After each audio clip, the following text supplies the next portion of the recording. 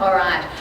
So if you have people working with you at the moment, then you want to tune in for the next few minutes as I speak with Amery Burleigh, who's the General Manager at the Sofitel Broadbeach. Hey, Amery. Hello, Rebecca. I'm Rebecca Plant, and I've just been with Amery Business League this morning, but she was sharing a bunch of things around leadership and the importance of leading in your own authentic way in order to get great results. Now, we've talked about the transient workforce. You're in charge of around 200 people as the first female general manager in the Sofitel chain. So that in itself is a fairly huge thing, just being the first female, but also managing 200 people.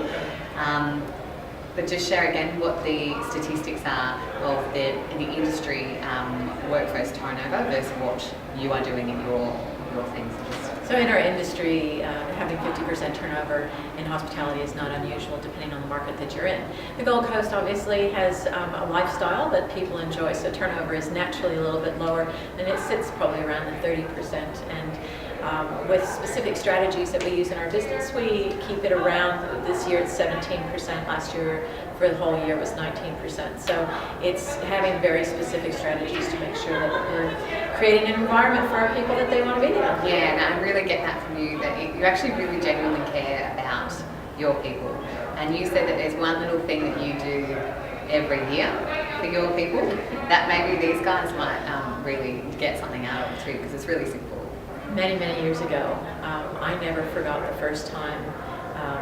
I've only had it happen to me twice. I was given a handwritten card from our general manager, probably 25 years ago. And so every year on one of my staff members' birthdays, I write every single staff member a birthday card. And in that birthday card, I recognize something special that they have done as an individual that has contributed to the success of our business. And it could be something about their personality, it could be something, that they're really warm and bubbly, their attention to detail, the great comments that they get for the guests, and that recognition that they get is personal. And I will tell you that it's a game changer. People, when you show them that you see them and that you value them, they show that appreciation back to you by being loyal to you. Absolutely, and there's a few things there, that they feel seen, and that just because you're paying them doesn't mean that they should be thankful for that. And just that isn't enough. And you also talked about, making sure that they have an opportunity to contribute and to be recognised and to feel valued. Yeah, workforces are very different these days, and they do want to contribute. And so as a business leader, how do you make your people feel valued? How do you see them? I walked up to one of my painters and said, I love that wall color you painted. And he says, how did you know that the wall changed colors?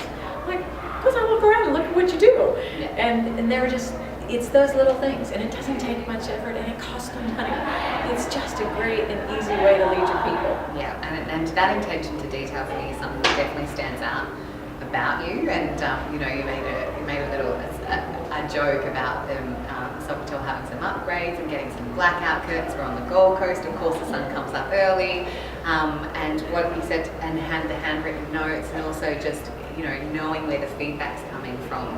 How important is it to have attention to detail as a leader of an organisation, whether it be small or large?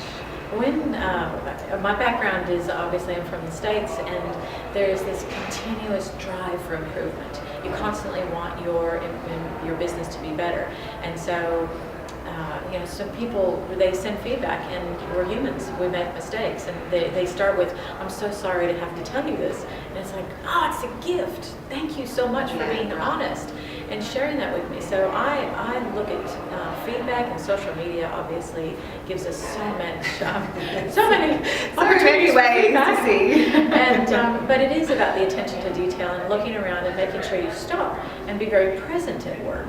And so when you walk into an area and it doesn't look quite right or doesn't feel quite right, what's not there? And it's taking that time to look at your business through perhaps somebody else's eyes, to understand how you could improve your business. And so I'm constantly looking for that. And the whole theme that I'm hearing through this is just this whole idea of feeling your way through business as well. And you are part of the Sofitel chain, and it's a massive global chain, but what strikes me is how much you run it like it is your own business. And and through that, you know, you have to adopt everything else that we would, where we're the ones paying our salary, you know, like we have to go out and get the work, but it's the same for you. But you do use this idea of feeling and having that brand feel to you. It seems like it's I see it as being a really untapped conversation that happens around leadership.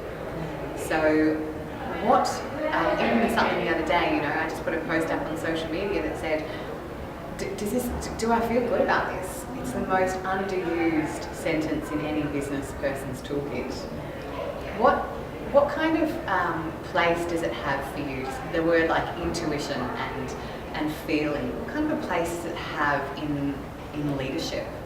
You know, it's interesting. There are two very distinct schools around intuition. Some people say, absolutely not, stick with facts and figures, and other people say, how can you run a business without intuition? And I suppose that you take both.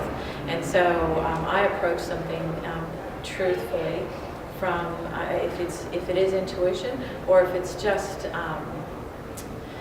the environment and the vibe.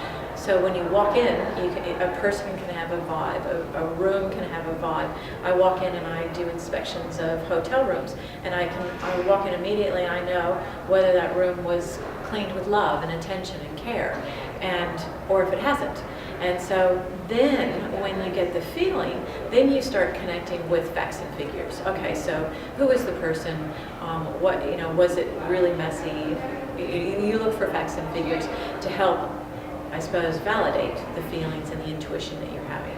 But I do spend a lot of time feeling my business and feeling my people and understanding how I'm feeling, because sometimes that has a bigger impact than anything. Yeah, and you did say that. You said when you're having an off day, you can see it in the feedback that comes from the customers. So if you could frame that in for a small business person or a medium business person who doesn't have 200, it might have 5 staff, they might have 20 staff.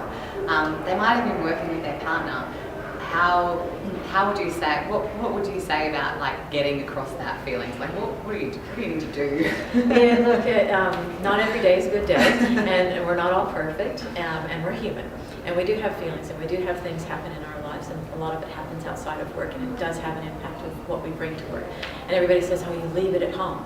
But as a leader, sometimes you forget that you might have a smile on your face, but the people around you can actually feel how you're feeling, and they can understand something's happened. And if you're not in a good mood, that does create a little bit of fear, because at a really base level of survival, they want to know that they're safe in their environment. And if you're cranky, does that mean that just all of a sudden you're just going to say, just get out, go away, you haven't done a good job today? And so you have to make a choice. And I know that if I'm having a particularly bad morning, I do deep breathing exercises. I do a meditation. It's a choice, 100% a choice, to say I have to go in there with a good vibe. I have to go in there excited for the day. Not a cheerleader, but a subtle corporate cheerleader. But I understand that I have to think positively. I have to see the silver lining in every situation, and it's a choice. Yeah, because regardless of how much of this sounds like woo-woo or whatever it is to you, you can always feel when you've walked into someone's house and they've just had a big Barney, can't you? Like you can feel what that's like. Even if they're standing, hi, nice to see you. They're sort of kicking their partner under the table. But in leadership we talk about our staff as being a lot like children, and what you just said is exactly the same. They need to feel safe.